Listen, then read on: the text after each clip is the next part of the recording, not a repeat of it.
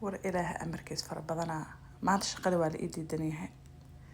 gabadheeda yareed aa umusha kula jiray way kibirtay mujediin waaba la soo kacay dhag kursigii shaqadaaba la isku balaariyaybo dhag baby you have to get you have to let your mom work okay day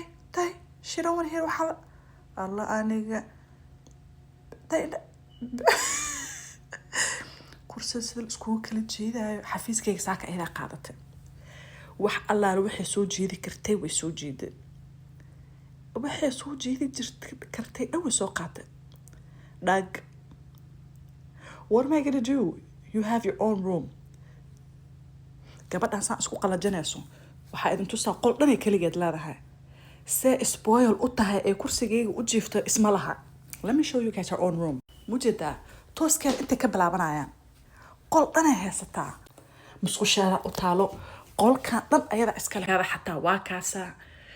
qolkaas ee leedahay se u rabto waxa kaliya qancinaya waxay tahay inay kursigayga ku seexato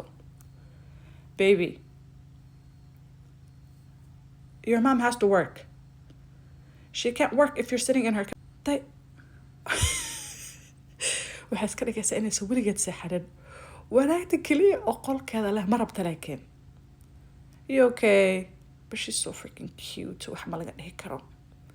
gabadhan gabar qurxley ah waa wax laga dhihi karo ma jirto xafiiskayga iska qaadato wax aan ka qaban kara ma leh maxaan sameeyaa oh she's like حتى النجام مثلا كاسة حدا أوكي بي مشهد اسكت جوك هلا هو